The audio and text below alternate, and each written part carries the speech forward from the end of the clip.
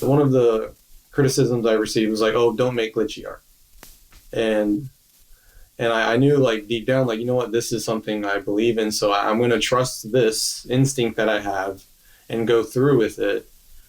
And then every time I've trusted that instinct, it's been a success.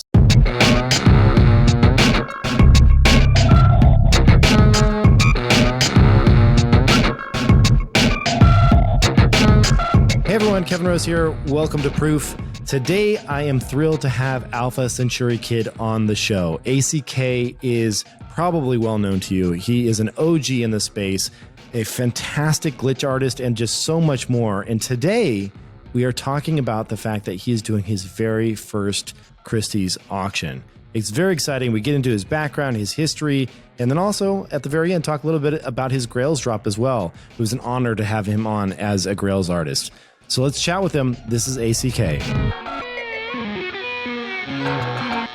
ACK, an honor to have you on the show, man. You are an absolute legend. Thank you. This is the first time we're having you on the show, so I'm just thrilled to have you here, man. Thanks for agreeing to do the show. Thank you so much. No, it's the honor is mine. Been a big fan of you and everything you've done and with Proof, and it's been really nice to see someone come through and build in a respectable way, and I really love that, from the sidelines. And yeah, it's a pleasure to work with you and to be here. Yeah, I appreciate that. It's one of those things where when I first started getting into the space, it was clear there was a couple different ways that this was going, and there's still going to be even more ways that this is going. But for me, it's always been about a love of collecting, like just a love collecting the art. And every single time you've dropped something that I've seen where I've been like, hot damn, that's good, it's always like, boom, it's gone for 30 ETH. And I'm like, oh, damn it. So you've been one of those artists that sadly I have yet to collect, but you are on my very, very short list of artists that I would love to collect. So it's great to have you on. But before we get into all the stuff you've done recently, I always like, especially when it's the first time an artist has been on a show, I've done this with Tyler Hobbs and Dimitri and Snowfro and all those, like, what is that? Give me that like childhood story. Like what pulled you into this world? What got you into digital art to begin with? Yeah. So and like in elementary school, I got lucky. Like I was lucky. I had a really good art teacher who like was real passionate about art. And like just the way he would talk about art and show us like really interesting things. It just got my mind wandering, at an early age, and I started drawing and just learning to sketch, and then learning to paint oil on canvas, and meanwhile, like learning to play piano. So I grew up very creative, and I think it's just been a culmination of those things leading up to when I learned what crypto art is.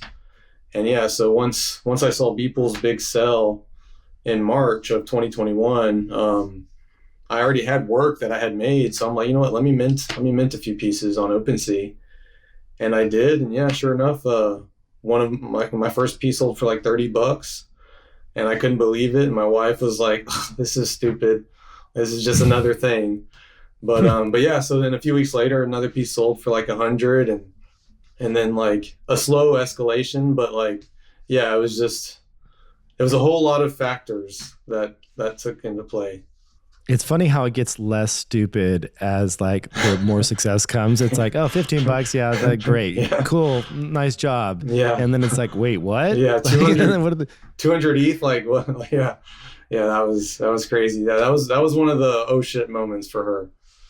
Yeah. So before, as this was happening, obviously you had this childhood passion. Mm-hmm. It's clear you're kind of one of these multidisciplinary creatives that spans a whole slew of different, worlds.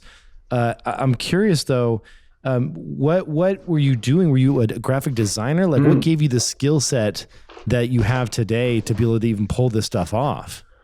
Honestly, I spent time like, I've just always had the mindset of like, I would come up with an idea of something and I would need to see it through. So like some sort of creative idea. So that required me to be proficient in things that I couldn't afford to like buy, or like I couldn't hire a freelance to do it. So I had to just figure things out myself and spend hours and hours learning Photoshop and Cinema 4D and stuff like that. But no, I worked for the government for 14 years actually Crazy. Yeah, it was just Can you say what branch? DHS.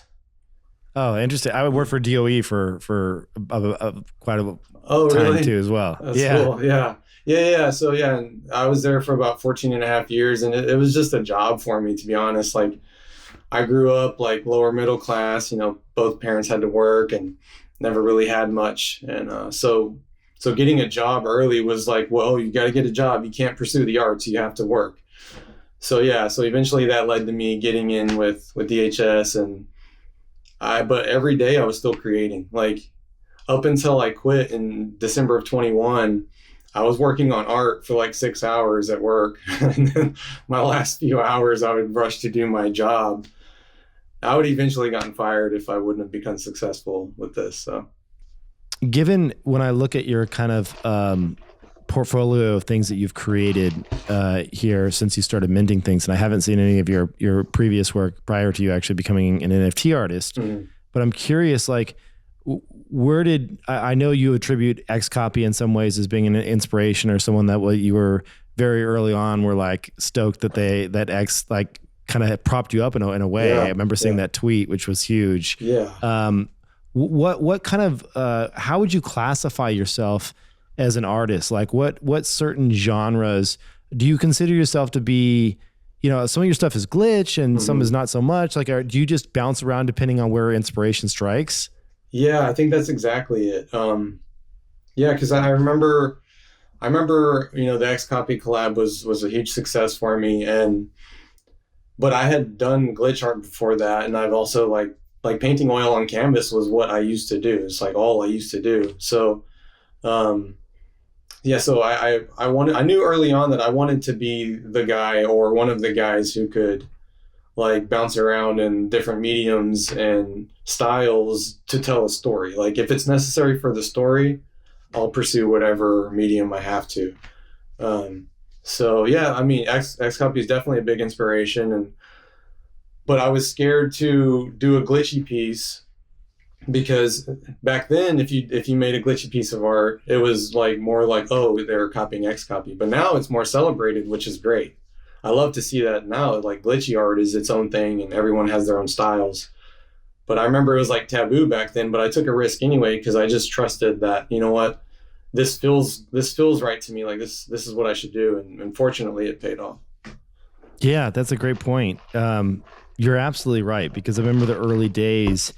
If another artist would drop something glitch related, I'd be like, oh, that's just a cheaper version of ACKPFP, Yeah. And then there was a few times where I saw glitch stuff where I looked at it and I was like, oh, damn, like, this is on par, if not cooler in some different ways. Yeah. Like X would be proud of this. You know what I mean? Like, you're like, oh, this is like, this is actually pushing things forward, which is great. It's defined a new genre of art versus it just being stuck to one artist, Right. Yeah. And I'll never forget, like, when I did my first glitchy piece on Super Rare, it did really well. It's called She Loves Me Not. And X, the man himself, he DM'd me like, hey man, that's a sick piece and proud of you. And I'm like, okay, that's really cool to hear when someone, him, will give you props on a glitchy piece. And once that happened, like I felt more confident to further continue trusting myself. Or the Muse, I should say. Yeah, I want to get into the Muse here in a second. I'm looking at She Loves Me Not. That was an awesome piece, sold for 51 ETH. And then, All Time High is great because that's such a I mean, obviously you did that as a way to pay respect to the All Time High that ACKPFP did, which is pretty cool. Thank you. Yeah, I love making that piece. Was probably one of the funnest pieces I've made, just because once I made the red water and the red fog, I was like, oh, this is too good to not mint. And at the time I didn't want it. Like, I just had a big sale and I didn't need another sale. I wanted to give something back to X, and that was the best way I could do it. So yeah, that's awesome. Yeah, that's a very cool piece. Thank you. I'm really curious, walk us through some of the PFP, the ACKPFP collection that you did, because in my mind, like some of these are just stunning. Like this is Thank you. I mean, the Time Reaper is so freaking cool. The Skull Boy. I mean, what was this collection all about? So, yes. Okay. So this collection is derived from my piece on Super Rare called The Shady Bunch. But The Shady Bunch was cool. It was interesting, and I learned some things about it because so this piece had a lot of demand and like it did really well. But I noticed that a lot of people were like identifying with their favorite characters of this bunch. So I talked to the collector, Comfy Devil. I was like, hey man, look, I think it would be cool to auction some of these off as PFPs. We'll start them at 0. And I told him, let's just split the sell for each one, because it seemed like fun and interesting to share that with the person who was willing to fight for the piece. So this is like pre-CC0 action that you were doing. Exactly. Yeah. So yeah, fortunately, people really connected with him, and he was cool with the idea. So yeah, we auctioned them off, and I start the auction at 0 ETH, and just whatever happens. And I just had a secondary sell of 33 on Mr. Shady, and Skullboy. Yeah, they've done really well. I'm really proud of them. How did the cringe Pepe get involved in here? So one, I mean, I guess it's part of the Shady Bunch, but it wasn't part of the original Shady Bunch. No, because I'm going to continue making some. Even the Morning Star, he's not a part of the original Shady Bunch, but I didn't really want to put a Pepe in there, but it was just, since VVD has done a lot for me, as a collector, and has supported me, and he's given me a few all-time highs. It felt cool to gift him a PFP, and I'm doing the same thing for 6529. Because they're my two biggest collectors thus far. They've gone to bat for me time and time again. So yeah, that one, I know he stands out a bit, but it's appropriate to who got it. The Morning Star has such a very unique look here. There's some very distant kind of almost like angel wings in the background. Can you, just to get into your creative process a bit? Yeah. How much of what you do is Photoshop, Illustrator, desktop/laptop versus iPad, and what was it like to put this one together? So this one was a lot of fun.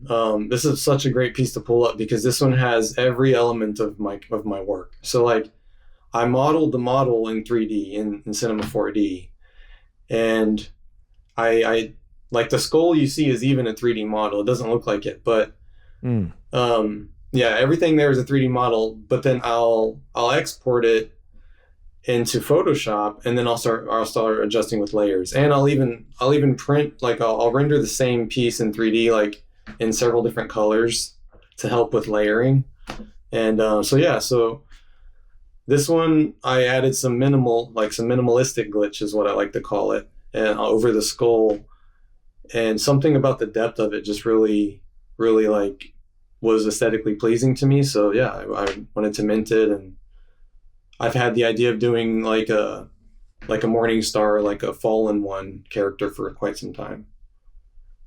All in from ideation to final output. What is something like this time-wise? What type of commitment is that? Gosh, so yeah, whenever I work on feeling, so with this one, it was a start to finish thing. So I worked, I don't know, maybe 10 hours on it, and just straight through until it felt right. Sometimes, interesting. Yeah, sometimes I'll, if the project's big, I'm working on a new one of one, a massive triptych, and it's so super detailed. So this is going to take months. But yeah, something like this, a PFP could put, maybe 1 day, 2 days. It's very cool. It's beautiful stuff. Thank you. So I'm curious, you spoke about the Muse. Mm-hmm. Tell me about that and what that means to you, and when that started appearing as something that was kind of incorporated in what you do. Yeah. So, gosh, I think it's always been there, but in mid 21, after the X Copy collab, I started to feel like a certain feeling when working on a piece of art. And then I would like get some feedback on that piece of art, and people would be like, "Oh no," or like, not that they would say no, but like one of the criticisms I received was like, "Oh, don't make glitchy art." And I knew like deep down, like, you know what, this is something I believe in, so I'm going to trust this instinct that I have and go through with it. And then every time I've trusted that instinct, it's been a success. So, and you know, I'm a big fan of Beethoven and Picasso and these other people who would mention the Muse, you know, when in relation to their art. And so it's just been on my mind, like, you know, there's this creative force, and I wanted to try and personify that force as part of, you know, the ACK story. I've heard some artists describe this in different ways, and I'm going to butcher it here, but some people say that you can't kind of look for creativity. It has to come to you. And how would you say, does that resonate with you, or how do you feel that creativity kind of strikes you? Yeah, I think I definitely can relate to that.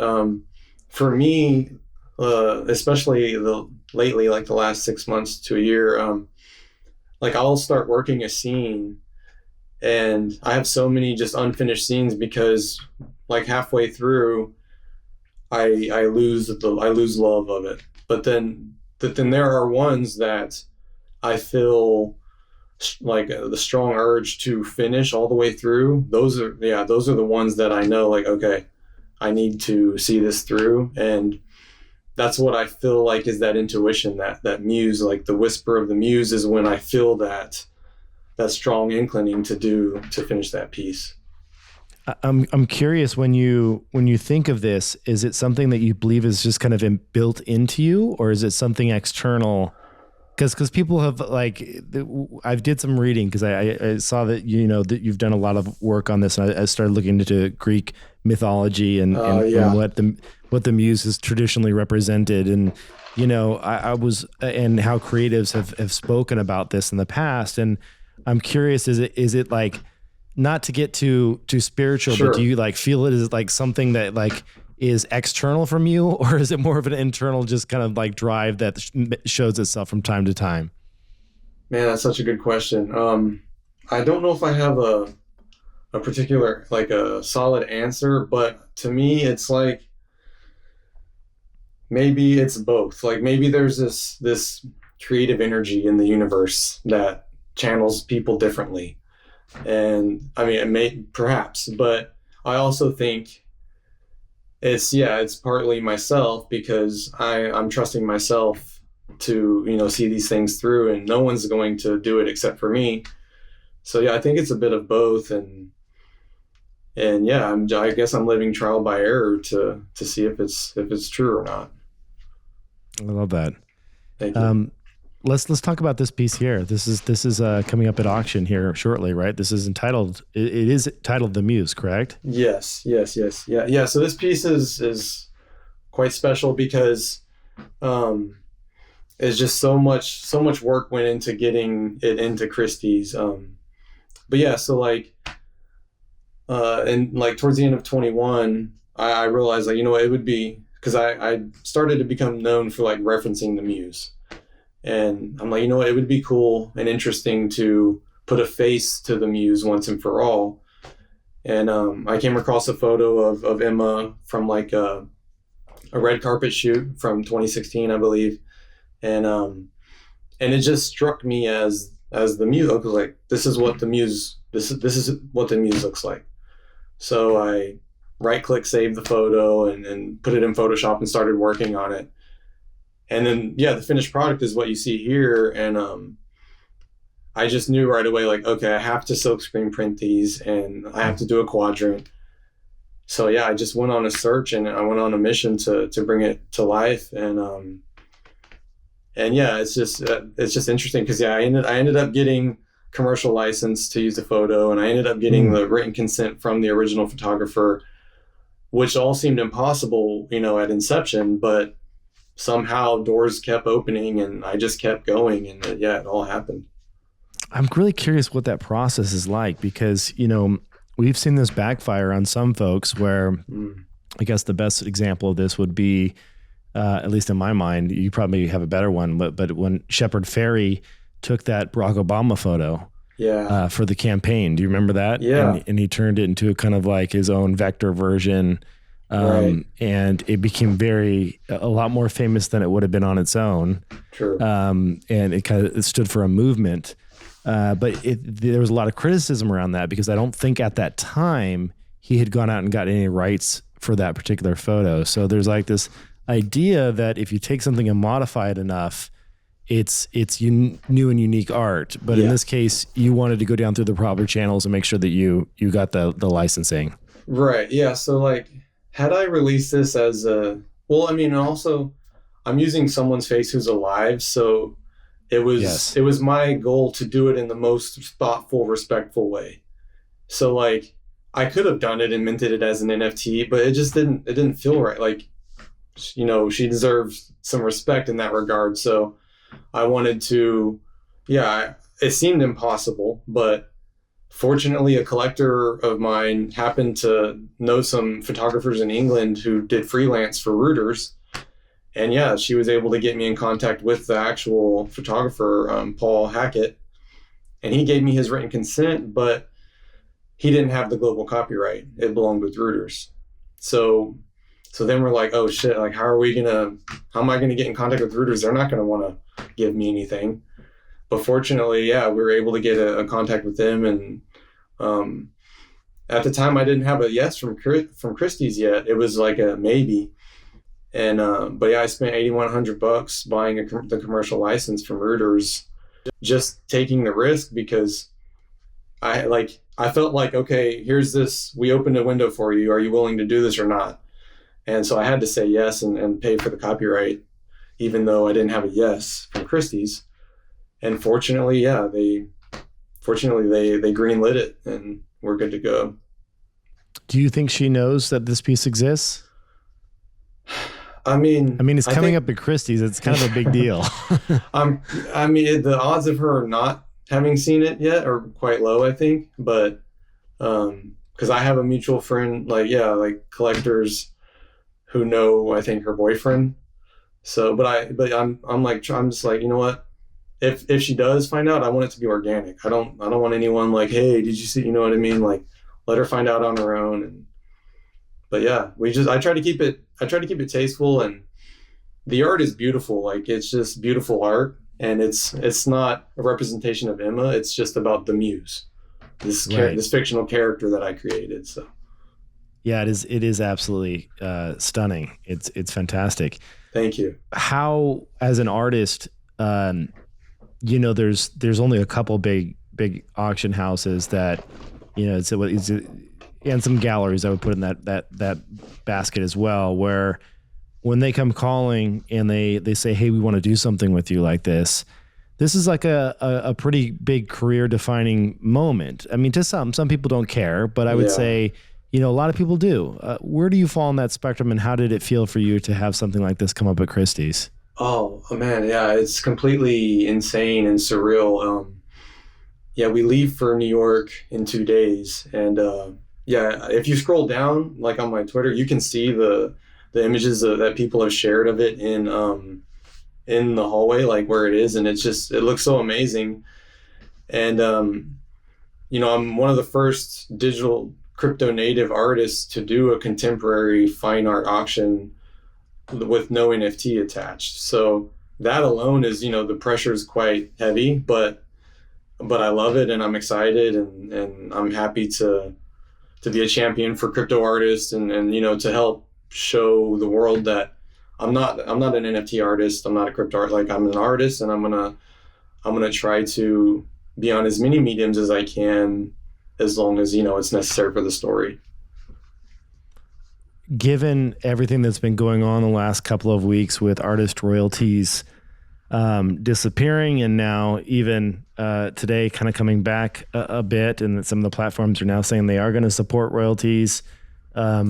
What's your take on that? Do you weigh in on this at all as an artist? Yeah. So actually, it was, yeah, it was quite bothersome, and worrisome because, I do make quite a lot of royalties, but it's like an income. I left my job to pursue art full time, and to take it away, I think it would be a crime to us because it's not like it's not like it just it's not like we came here and it wasn't a thing. Like when I entered the space, it was a thing. So then, to take it away now just seems like kind of backward thinking to me. But yeah, I reached out to them and expressed like, hey, like I've had over 3,000, my volume on OpenSea is over 3,000, and I'm just an individual artist, and I've chosen to do art on OpenSea a few times instead of Super Rare because I like OpenSea, and they took my feedback and they said that it made an impact on them. But I'm not claiming to be the reason why, but I know a lot of artists spoke out to them, and I'm glad we did because I think it's important. Yeah, I wholeheartedly agree.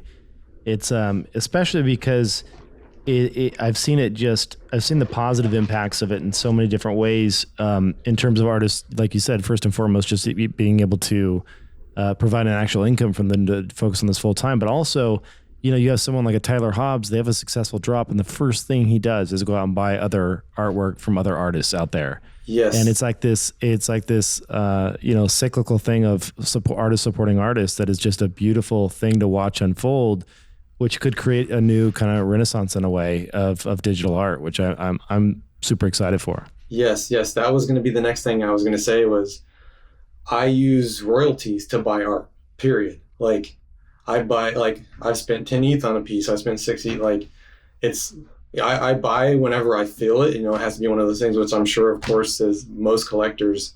But yeah, like the ETH that I get on royalties is mainly used to buy art and to support the print shop in Brooklyn that I worked with. And yeah, man, the furtherance of art is very important, and royalties help that.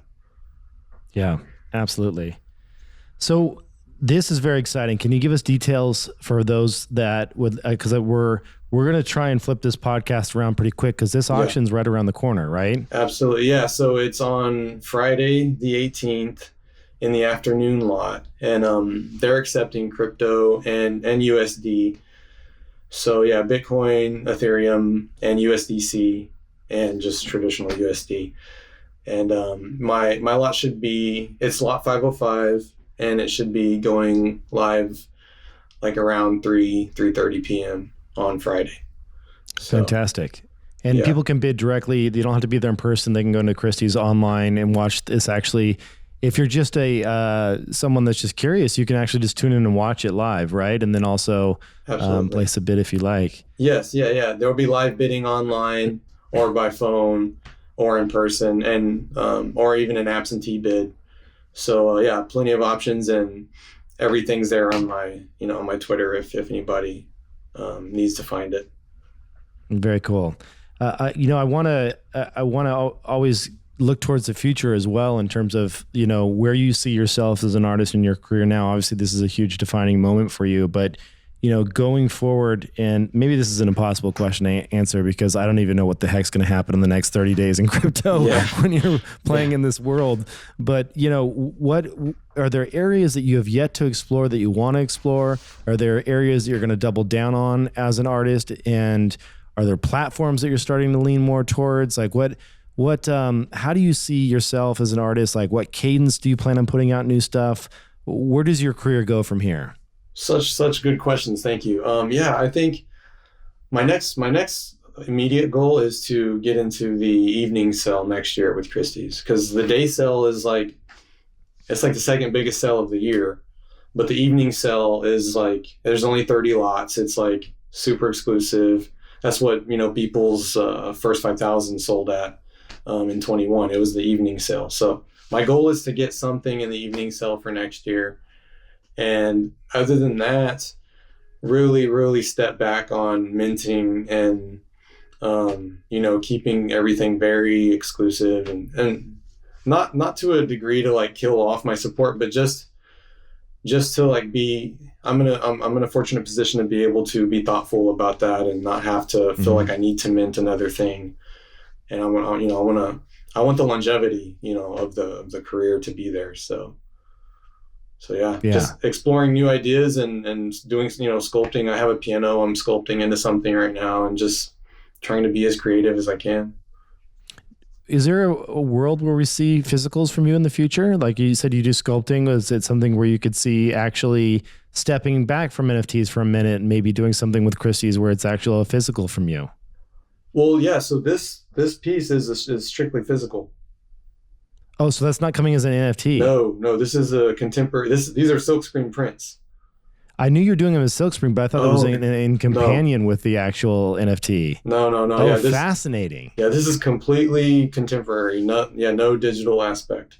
Oh, that's amazing. So yeah, I'm very, very nervous, but fortunately, I already have an absentee bid. One of my crypto collectors already put in an absentee bid. I don't know how much, but so yeah, I'm very, very, very excited and just can't believe it. To unpack that a little bit, I've seen some artists, like for example, Tyler Hobbs was doing this for a while, where when I had one of his Fidenzas, he said, "Okay, you own a Fidenza, I'll go do a really high quality print for you and ship you that print, so you have an accompanying print to go with your actual Fidenza that he signs and numbers and all that stuff." And I know he only did that for a limited time. In this case, you broke away and said, okay, no NFT, just a physical. Yeah. Where do you land on that spectrum? When and how do you decide to do physicals versus digitals, or a combination of the two? Yeah, thank you. So for this, it was just such an important work for me on my legacy, because I'm kind of known as like the Muse guy. So for the Muse to go, like, I've already sold NFTs, and I'm not discrediting NFTs. I love NFTs and digital art, but the Muse kind of like pushed me to take risk. And that's what got me the success I have. So I wanted to take risk there again and do something, something outside of my norm. And I knew I wanted them in a quadrant, similar to Warhol, to pay homage to Warhol. Yeah. Absolutely. And we used the same paper he used, Rising Museum board, and we printed it in a shop called Pegasus Prints in Brooklyn that he went to and printed a few times. So it seemed like the best ingredients were this, and yeah, that was my thing, because Christie's were like, why don't we just do an NFT? And I'm like, no, it can't be an NFT. And fortunately, they loved the idea enough to say yes. I love that. Well, congratulations. I will definitely be there and watch this all unfold, because it's an absolutely stunning piece. You picked a good muse. Oh, thank you.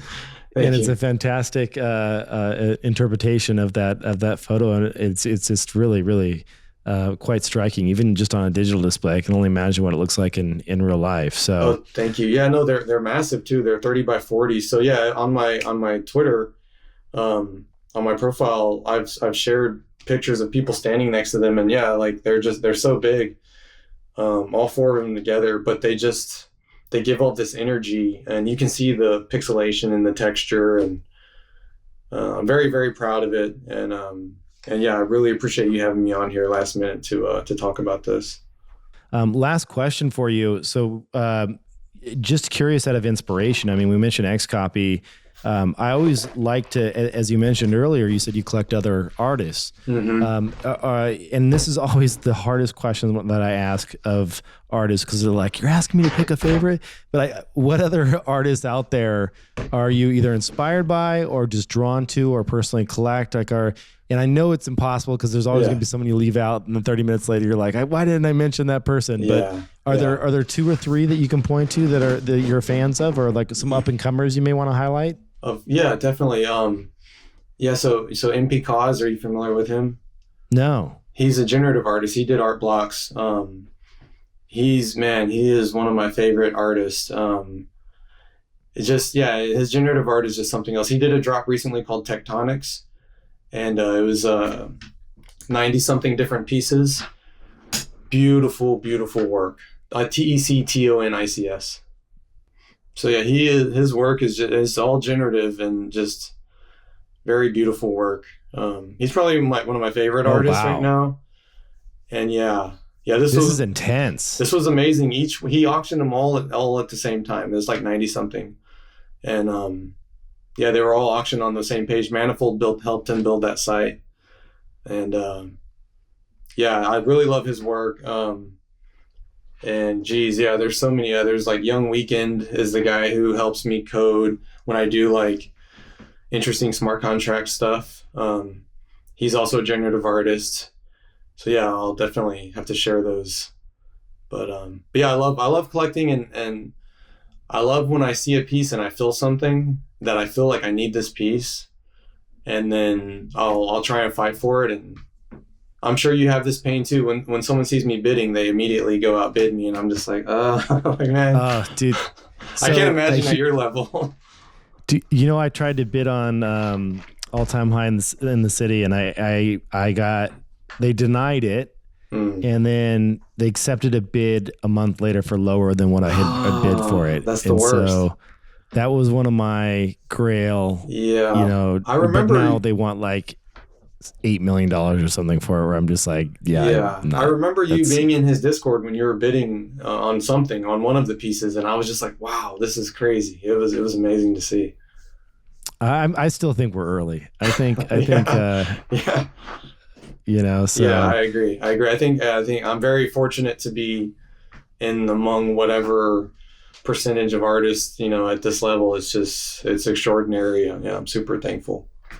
Yeah. Well, thank you for all that you do, and for working with us, and for doing this podcast, and very excited to see the results of this auction. We'll put all the links in the show notes, and we'll get this turned around right away. But ACK, thanks again. Thanks for being on the show. Thank you so much. The last thing I want to say is I loved working with y'all on Grails too. It was one of my favorite moments, honestly, because normally I don't enjoy doing other people's things, but like, y'all made it so special and fun, and yeah, super honored to be a part of that. Oh, it was the honor is all ours. I mean, we when I heard that you were talking with Eli and that you were going to be a part of that, I was just like, this is gonna make this drop, because thank you. You always look for when we're putting these together, you always look for a good mixture. We're trying to get a diverse group of people, both in terms of who they are as individuals, and then also like emerging artists that haven't quite made a name for themselves, but they're right on the cusp of tipping. Yeah. And then you look for a few, you try and get like one or two big anchor names, so that when the reveal happens, people are like, wow, that's like, and you were certainly one of those massive anchors for us. Thank you. And you signing on just made that drop extra special. So thank you for doing that. I really appreciate that. Yeah, I had so much fun, and I'm just so happy everybody embraced the work and the title, and it was just, so much fun all around. So thank you. And thanks for this. Awesome. I really appreciate it, man. Yeah, well, anytime you have anything new to share with us, anything exciting, you're always welcome back on the show. We'd love to chat more. Absolutely. I'll be working hard to make that happen. All right, that is it for this episode. Thanks so much for tuning in. If you would like to help us out, head on over to proof.xyz and click on the reviews button at the very top and leave us a 5-star review. Thanks so much. Take care.